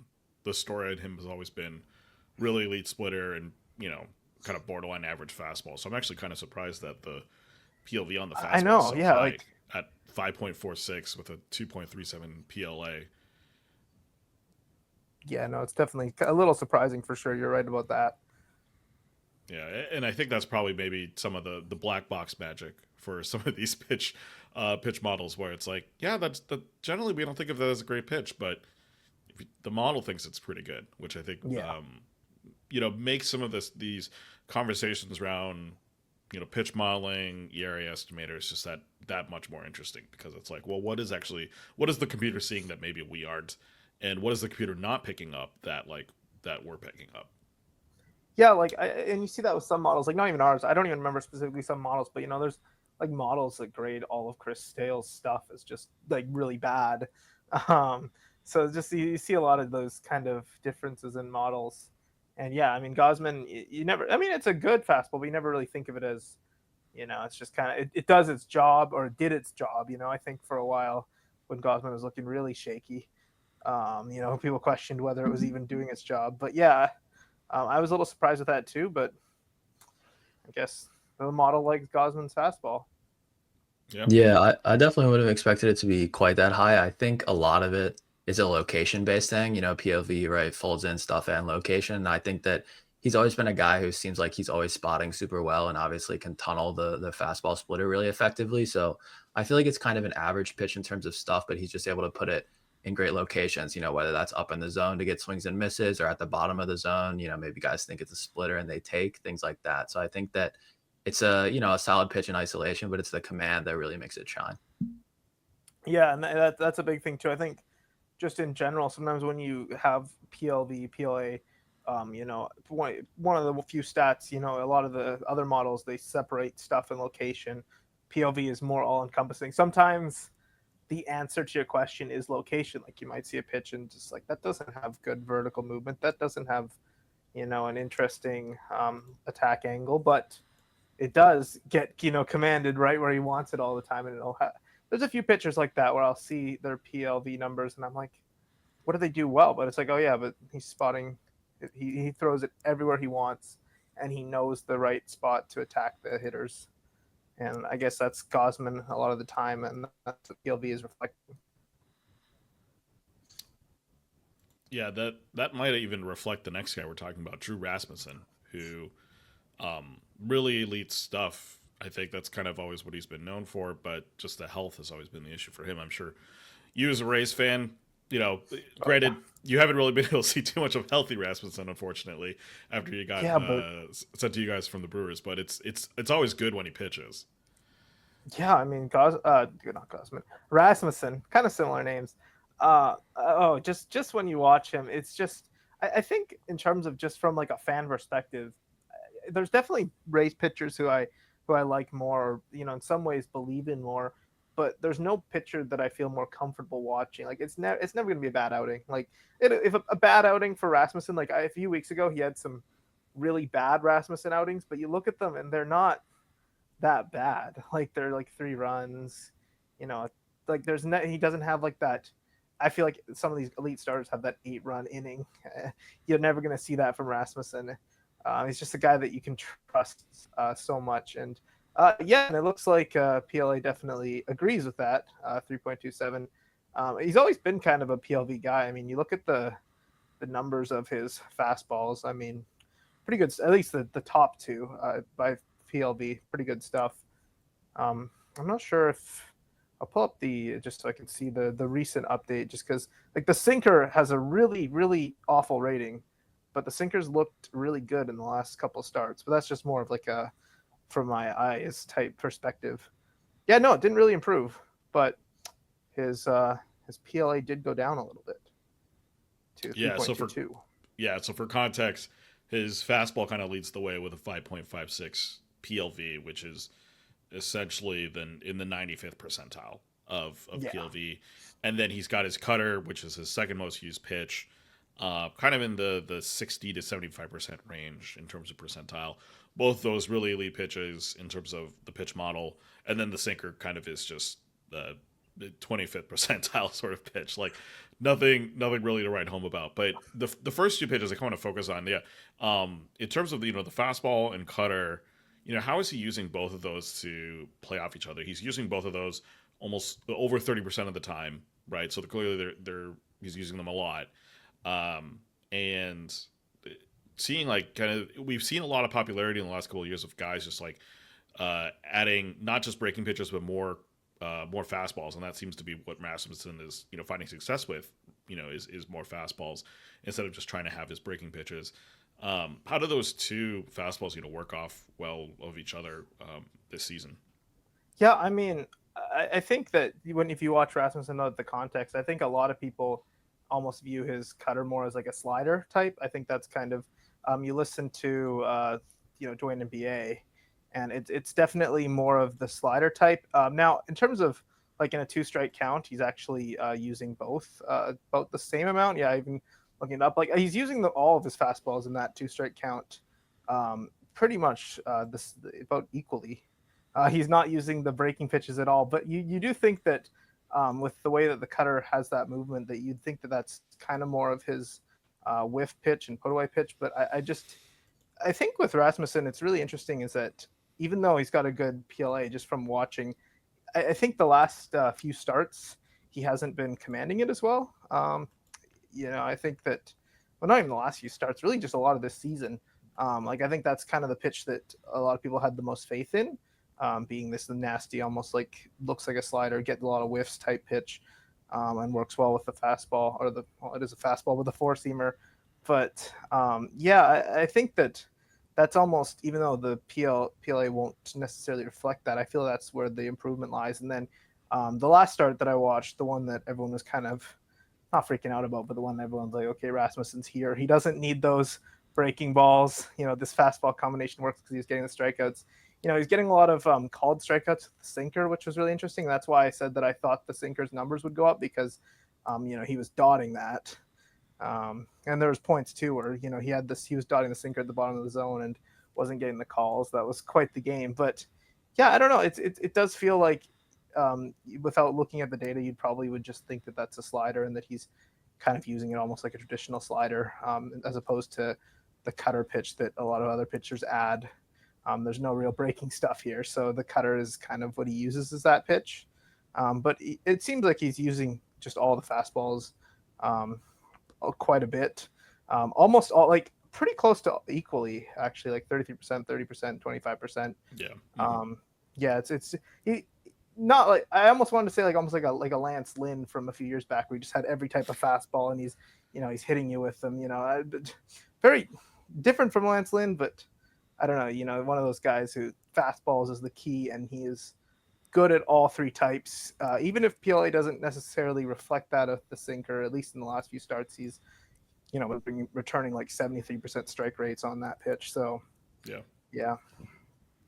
I think those three fastball guys can kind of beat some of these peripherals and estimators because they miss a lot of barrels. It's just so hard to square balls up, and not every estimator captures something like that. Yeah. But it is surprising, like the sinker is that low. Yeah, I guess it's more of an interplay thing than taking it in isolation, I guess. But yeah, it's interesting to think about. So going from Rasmussen, who he hasn't allowed a run in 23 innings, he's kind of the hottest pitcher in baseball right now, to someone who had a really tough outing last time out. Will Warren, ran into a lot of trouble against the Dodgers. He seems like an interesting buy low to me. PLA is kind of more bearish on him, though, than most of the other ERA estimators, in the mid fours there. Obviously, the ERA is even higher at 5.2. Nick has him, in the top 40 on the list. So clearly, still pretty optimistic about Warren's prospects, with some of the other ERA estimators, even as low as the low 3. So really no consensus here. Where do you kind of fall? Do you think that the truth is somewhere in the middle, or where are you at on Will Warren? I think the truth is somewhat, probably, you're right, probably more in the middle. I did just check because I think I've mentioned this. I don't know if it was before the show, but yeah, originally I had Fott on here. Fott was one of the first names I had on here, and then you didn't get an out. And then Will Warren was, I think, might have been that same night. So like everything was falling apart for me. I've had this before with this article. It's like a blessing and a curse where, if the article comes out later than I expect, then it's like, oh, well, something happened. Like I think the second week, again, like a lot of action happened. So Will Warren was kind of one of those ones where it's like, oh shoot, like a lot is going on. But yeah, Will Warren's an interesting one. It's kind of surprising that PLA is not low on him, but yeah, I'd say low. I think he's the lowest in the article. Besides, he's lower than David Peterson. Yeah, I don't know. I think the truth is in the middle. I will say, like, his strikeout rate is somewhat shocking. Not so, I guess, like, as someone who's not a Yankee fan, I was a little surprised with that. I knew it was good, but yeah, no, he's also just seems like a very raw guy. So I don't know if he's someone that you can always trust, and especially in a matchup against the Dodgers. I'd hope that a lot of people would sit him just because, I think it's just a case of really high ceiling and really low floor, and I think we saw that with Will Warren. Unfortunately, as much as I do not like the Yankees, I do want every pitcher to succeed. And Will Warren was one of those cases. But I don't know. I think that, I will say, as his PLA of 4.40 is better than his ERA. So sometimes I say that, like, sometimes even if it's higher than the other estimators, it still projects that he could be lower. So even if it's not the big, PLA isn't the highest on Warren, it does estimate that, he's better than what shows up in the ERA column. Although PLA doesn't tend to get ballooned as much as the other estimators, although Roki Sasaki might be the exception to that. Unfortunately, as much as I want that to succeed, I actually have a Sasaki jersey from Japan. I need to wait till next year to break that out confidently. Yeah, no, I know. I've never wore it. I got it as a Christmas gift because my parents went to Japan for the first time. Oh, cool! And they came back with it, but I've never wore it yet. But next year, you're right. Like next year, oh, that'll be fun. Yeah, it's the Yamamoto sort of like wait a year, and then he'll actually be great. Sort of move. Well, Yamamoto was great his first year, but not He was. Like, he just didn't play that much. yeah, you don't circle your calendar to watch Yamamoto this year, or last year. You do this last year. Yeah. Yep. Yeah. All right. Well, one pitcher who did get a lot of hype, in preseason, Max Fried, who, really solid pitcher with Atlanta. Obviously, goes to the Yankees and signs this huge deal with them. And his ERA right now is 1.92, which is pretty incredible. PLA has him at 3.48. It's kind of a mix again, and all the other ERA estimators. FIP's the lowest at 2.88, but everything else is kind of around like mid threes ish. But yeah, the thing about Fried, I think, is that nothing is super remarkable about him, right? He doesn't necessarily have an elite pitch, and I think PLA would kind of agree with that in the sense that most of his PLV numbers are around 5. They're around that 50 percentile. Some are higher, so a couple are lower. Nothing super elite, and yet, he's got this 1.92 ERA. What do you ultimately like? ERA estimators are what they are, right? They're not necessarily going to predict regression, but we also kind of know that Fried is probably not a sub 2 or ERA guy, but where do you think he kind of ends up this season? Is he going to be like this guy who is really solid, maybe finishes sub 3 ERA, or is he kind of going to go back to kind of what we expect Max Fried to be, of kind of a really solid pitcher, but not like an elite guy? When I look at the ERA estimators, that 2.88 for FIP looks really good. I'm not a FIP fan, but that number, like, if I were to think in my head, by like October 1st, where does Max Fried, barring no injuries, where does he end the year? Like, what ERA range? Yeah, like 2.88. Like, that's a good seeming number. I've always I don't know. I think he's one of the most trustworthy guys, and I guess he in some ways exposes the limits of what we've been inclined to believe is the best at projecting ERA, and that since 2021, I saw this tweet. I don't know who said it, so I'm just saying credits to whoever put it out there. But it was something like, since 2021, like, these are the pitchers with the best ERA with a minimum, I think it was 300 innings pitched. And yeah, Max Fried is top 2. It's him and Rasmussen are the top 2, which is interesting that we talked about them both. And I think both guys have that similar feeling of, like, from an anecdotal perspective, ignoring stats and analytics, just you sit down and watch them and you trust those guys. Like, you trust Max Fried. He's gonna keep the ball in the park.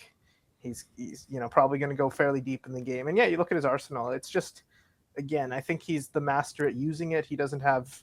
Well, I mean, I was gonna say that cutter that he never throws. I mean, that is an insane pitch. Yeah, elite PLA. pitch. but yeah, I mean, maybe sample size. I know Kyle Bland likes to say, wait, 500 pitches. That's why I haven't done relievers yet. But I mean, that would be elite. But he's one of those guys that he makes the most of the arsenal and maybe shows why. I know that there was some talk from Nick where he wanted to kind of look at using like a stuff plus type estimator, and then just using that in conjunction with just total like waste pitches and pitchers who don't throw a lot of waste pitches. And I'm sure, just like off the top of my head, I'm sure Max Fried's probably one of the best examples of guys who don't throw a lot of just garbage pitches. None of that donut command of waste pitch or right down the center. He's a guy that's just one of those, the definition of like a crafty lefty who makes the most out of his arsenal. Has got pretty good command and has gotten the results to the point where no matter where your philosophy is on baseball and how many whiffs and strikeouts a guy has to have, you can't ignore Max Fried anymore as an ace, because he's been doing this for so long. Maybe not 1.92 ERA, and he's had some years where there's been some bumps. Last year a little bit, and sometimes in the postseason since they won, he's been pretty rocky. But as a whole, Max Fried is one of the most consistent and trustworthy pitchers, and he does everything pretty well to the point where you can trust him no matter what. Yeah, I almost referenced that exact tweet earlier when you were talking about Drew Rasmussen, because I saw that too. So it's pretty funny. Fried's pitching right now, and he's got 5 scoreless so far. So maybe he'll have passed him by the end of the game. But yeah, 2 super impressive guys, and Fried obviously a little bit more of a workhorse. Has some injury problems, but not too bad. But yeah, he's been awesome. I can't wait for, Yankee fans to start complaining about him in a couple of months when he, has some regression that pushes his ERA, into like the mid twos. I'm sure they're going to be, all fired up about that. Yeah, Yeah, I no, definitely also I'll put some respect on Fried's name. He's got a career 2.98 ERA, so he's not like a low threes guy. He is pretty consistently like a high twos guy, but I mean not 1.92 necessarily. yeah, We'll like just say ERA that. again, like it's such a sticky metric, and it's it struggles with context, and so a lot of fantasy baseball fans will never say, look at the ERA, there's your answer. But at the end of the day, when you do it for that long, then it starts to mean something. And Max Fried, having kept this good ERA and having been a real winner, like there's a point where those basic stats that we scoff at are so consistently up there that it's like, well, there's something to this. And I also think that the estimators do show a good picture there. I mean, if maybe not the best one, but I think that they all show that he's something really good and worth never dropping. Yeah, absolutely rock solid. So going from one lefty to another on our last pitcher that you covered this week is David Peterson, who you mentioned or you referenced earlier. He actually threw seven innings of 3-run ball against the Dodgers today. So pretty, another pretty solid start, working deep, which he's been doing a lot this year. His ERA is, it's in the mid to high twos, definitely outpacing where the estimators are. We have pretty much all the estimators in the threes, some in the low threes like FIP, XERA, and the high threes. And then PLA is actually in the low fours, 4.35 at the time that you put this out. Obviously, it might change after today, but a pretty wide gap here. I think that we know that there's some good luck happening for Peterson here. He's not a sub threes ERA guy necessarily, but he's usually a pretty effective run preventer. So in terms of where we think Peterson is he, has he taken a step forward to maybe become a low to mid threes guy, or do we think he's going to regress back to, the close to 4 flat guy that, he's kind of been in the past couple of years? Well, I think last year, I think he was in the same range, right, as he is right now, if I remember correctly. Both Yeah, innings, 2.9 ERA. yeah, 'cause I remember. Wow, really? Yeah, Wow. Yeah, somehow. so yeah, because I remember I did an article with Pitcher List. I did the ERA, like, here's who you target if you want a good ERA, and I remember putting Peterson in there, and I was like, is this sustainable?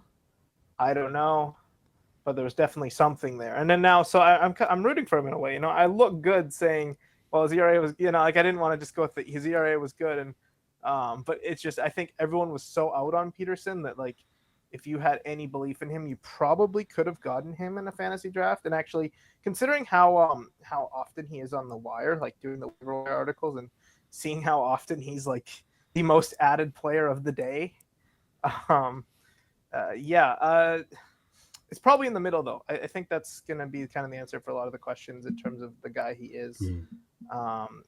Seeing that he's got the experience now under his belt of being the guy. The Mets in general kind of have some ridiculous pitching numbers this year, which I don't think anybody expected. I think that was the narrative was they have no pitching, but Juan Soto, Lindor, Alonso is just so good that they're going to be one of the contenders there. But yeah, and as a whole, like, PLV doesn't love his arsenal, but I think that extension is just really kind of coming into play. I think it's just made almost half of his pitches are fastballs, and it's kind of up the juice on those. He's not like a high velocity guy, but it's made the perceived velocity be at a level where you can say that it's good enough. And then I think it also just helps him with tunneling his pitches better too. I think that's the big stat there. Is I think a lot of people overlook extension, and David Peterson, 92nd percentile extension. I just had to confirm that. I was going to guess 90th, so even better than 90th. And I think that that's one of the keys to him. And I PLV values that, but maybe not as much as it gives his pitches pretty low ratings. It's honestly kind of surprising that 4.40 is his rating. I think it was 4.35 then, but I'm looking at 4.40 now, which is the same rating as his sinker. So I guess PLV views him as good as his sinker, I guess. Yeah, I'm just looking at his stuff on the Pitcherless player pages. 7.0 2 extension on the sinker, 7.2 extension on the four seamer, 7.1 on the slider.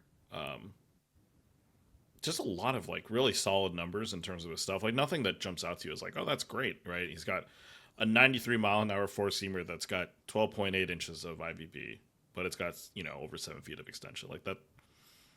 That's got to count for something. And Yeah. You just look at the gifs that we've got on the page. Like there's definitely the tunneling effect between the sinker and the four seamer are real, and how the way those two pitches are so different from each other. Right, the four seamer is getting a lot more vertical drop. The sinker is getting a lot more horizontal drop. Like you can kind of maybe put together a picture of like how is he kind of succeeding with just kind of some I wouldn't call them mediocre pitchers, but just like kind of average pitches. Yeah, it's again, like you're right, like the way those pitches play off each other, and that's the key. And it's something that I think PLV tries to quantify, but it's difficult to quantify. And I think people again like underrate extension as a factor for that. It allows you to tunnel longer. The further your arms extend. So I think that's the kind of the key to Peterson. So you're not going to find a stat like actually like if you pull up the four seamer. That's a pretty ugly takeaway extension. It's a pretty ugly like Noah Cameron-esque four seamer where just everything is just not like IVB, not good. Yeah. Velocity not good. Attack angle really bad. So you can see where the 4.74 comes in, but it's not factoring. I mean, it factors in extension, but it's outweighed by those other properties. But and it's also just interesting too because Peterson's always been just such a bit of an inconsistent location guy as well, which I think definitely adds to that. I mean, you can see that his control has been pretty bad at a lot of points, which is interesting because I think a lot of people that don't follow would probably peg him as more of a command type guy, but that's not always been the case. It might be in some starts, but so I think that's definitely another factor. Like the locations being inconsistent at times is another thing that PLA does not like with him. But still, like 4.40, honestly, not as bad as the player page looks, but definitely a lot worse than what the performance may indicate and some of the other peripherals may indicate. Yeah. So maybe don't rush out to grab Peterson every single start, but yeah, like it seems like he's available in a lot of leagues. Like that's true. As such an added guy. But like as a guy you hold on to for some good matchups, and I don't know, even if he's like a guy that's at the back of your rotation that you might sit for some matchups but play for most of them. I don't think that. So I think he's probably like in terms of the list, he's 47th. 47. So that's kind of in that like that kind of bubble range between hold for the year and go to the world of streaming. Mm-hmm. Yeah. All right. Well, thanks for walking us through that article, Ryan. Obviously, this is coming out every week, right? At least the evaluating pitchers. It should be every Monday. I know one of the weeks it came out Tuesday, but it should be out on Mondays. And I try to get I do the Saturday waiver wire as well, which I got to do that tomorrow. So that'll be fun. So yeah. Yeah, definitely check out Ryan's writing. He's putting out at least 2 articles every week, right? So a lot of content on the site for sure. But yeah, before we let you go though, Ryan, what are some ways that people could, maybe get in touch with you on social media, or obviously you mentioned you're writing the waiver wire articles and the PLA articles. So definitely, fill the comment section there if you got some good questions for Ryan. But how can people follow you? Yeah, so on X, I'm at Ryan Terras, X or Twitter. It's still Twitter. I'm also Ryan Terras on Blue Sky. I don't really use that much. I really need to get better. Like you're right. Like people ask me questions. I need to get better with that. I'm someone who browses social media a lot, but I think I'm not as social on it. I need to get more social and communicate more. But yes, so you can find me on there. I try to post as much of my articles as I can, and also when these articles come out, of course, Nick always through his account will show my handle, so you can click on it there or respond to that, and I'll try to get to it. I've answered a few questions through that, but yeah, so that's where you can find me, and I will try to. I promote my writing sometimes on there, so yeah, I'll give that a show and check me out there. Awesome. Well, thanks again for coming on the show, Ryan. Appreciate you sharing some of the knowledge on PLA. And yeah, we look forward to talking again soon. Perfect. Thank you, guys. All right, thanks, Brian. We are going to move on to the streamers for next week. Just a recap of a bunch of guys. TAILLON, his second start of the week, had a win, 6.1 innings, 2 earned runs, 6.3 whip, and 2 strikeouts. So, yeah, hopefully we haven't cursed him. We've talked about him a lot of times, even on this past interview. So, he doesn't have a really good set of schedules after this. I think I was looking, he faces Seattle. I can't remember who he faces next, but he might be no longer on our streamer list. Ryan Weathers got a loss in his second start. Wasn't terrible, though. 6 innings, 4 earned runs, 1.33 whip, 7 strikeouts. Love that. Ryan Nelson didn't get his second start, but he did throw 4 scoreless in relief on Saturday. Of course, with the Corbin Burns injury, hopefully that means that Ryan Nelson's kind of elevated to the starter, but we'll see what the Diamondbacks ultimately decide to do. Zach Littell, really good start here. 9 innings with a win, 3 earned runs, 1.22 whip, 6 strikeouts, which is kind of surprising coming from Zach Littell. I did not expect that he had that type of length, but yeah, he went 9 innings, which is impressive. And Lorenzen did not get his second start. I believe he gets the White Sox at the end of this week, though, which is nice.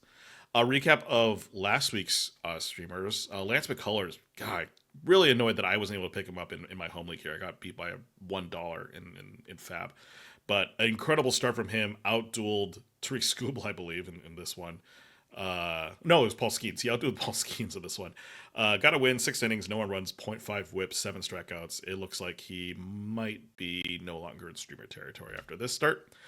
Cade Horn got a win, 5.1 innings, 3 earned runs, 1.31 whip, 3 strikeouts. I'd consider that probably a win in streamer language. Lucas Giolito, this was not a win. He got shelled by the Angels. 1.2 innings, 7 earned runs, 5.4 whip, 1 strikeout. That was a rude way to start a Tuesday in one of my fantasy leagues. And then you're going to have to remind me Gordon's first name. I think it's like C. Gordon? Yeah, Colton Gordon. Yeah, on the Colton Gordon. Astros. Yeah, he has not gone yet. He does face Cleveland this weekend. On Friday, I thought about picking him up in my Dynasty League, and I felt like, I don't know if I feel great about that. But maybe with all the pitching injuries I'm dealing with, I might have to go with a real deep league streamer with this one. But yeah, a lot of guys, a lot of wins. I think Giolito might be the only loss. Maybe Ryan Nelson not being able to pitch is kind of sucks, but Giolito to me is like maybe the only loss of the week. Yeah, I think this kind of shows that how streaming goes. You can really take advantage of opportunities, and you can also get blown up, right? So going back to 2 weeks ago, TAILLON, Weathers, Nelson, Littell, those were all 2-star guys, and they all had good first starts, and 3 out of the 4 of them had good second outings too. And then Lorenzen got blown up the first start, didn't get the second one, right? So we hit 4 out of 5 there. And then last week, we're still waiting on the second start from McCullers and Horton. But so far so good. And then Giolito obviously just really hurt us. So that's the way it goes sometimes, right? You put a lot of thought into your stream and you hope that you make a good call. And usually it goes well, but sometimes it can definitely blow up in your face. So, that's just the risk you take. They're streamers for a reason. But yeah, going to this week, I have a few guys to run through quickly. Zebby Matthews is the first one. He's 20% Yahoo, 6% ESPN. Maybe not a streamer. He has a prospect that had some hype and was really performing in AAA, but the results haven't been there in the major leagues yet, even though the stuff looks really good. I think that he's just getting unlucky. He gets 2 starts at home against Texas and at Houston. So 2 matchups that I would consider average to maybe slightly, weaker offenses. Second one is another 2-start guy, Luis L. Ortiz. He's 15% Yahoo, 5% ESPN.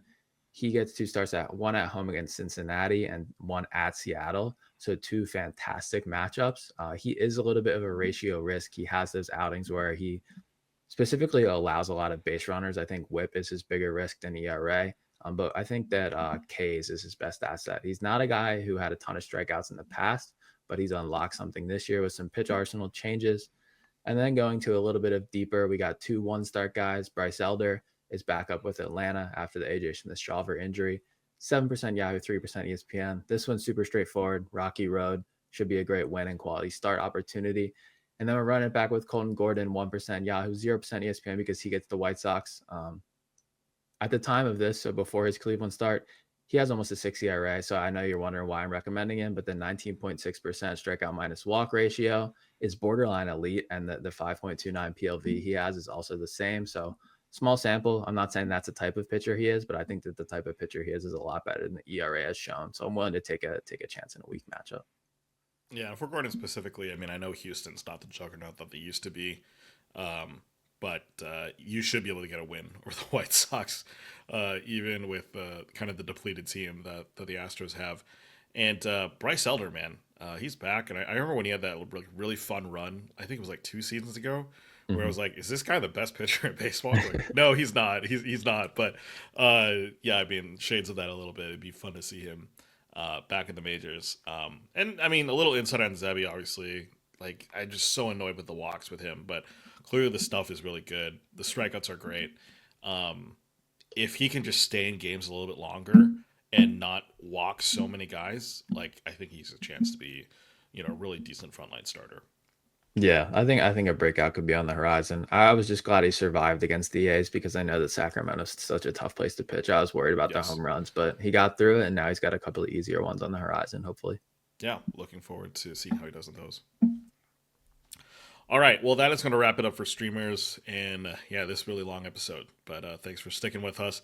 Again, you can find our podcast on This Week PL on Twitter. You can send us your comments and questions at thisweekplpod@gmail.com. You can find myself on Twitter at the John Cub, Patrick at pfitzgerald_99. And if you haven't done so already, please subscribe to the Pitcherless podcast feed on Apple Podcasts, Spotify, YouTube, wherever else you listen. Leave us a 5-star review if you enjoy the show. Lastly, sign up for Pitcherless Pro. By doing so, you can join us in the Pitcherless Discord, talk to Patrick, Ryan, and I, and get advice from all the fantasy experts and writers over there. I should also shout out, because I know you've been doing a lot of work on it, our Friday Reddit AMA. I know that one is one that's spearheaded by Scott Chu, but it's just an opportunity to kind of get a bunch of your fantasy baseball questions asked, and a lot of people over at Pitcherless do respond to questions over there, so definitely check that out if you're a Redditor. But yeah, that is all for this week. We'll be back next week with another episode of This Week in Fantasy Baseball. For Patrick, I'm John, and we'll see you in the next one. Later, everyone.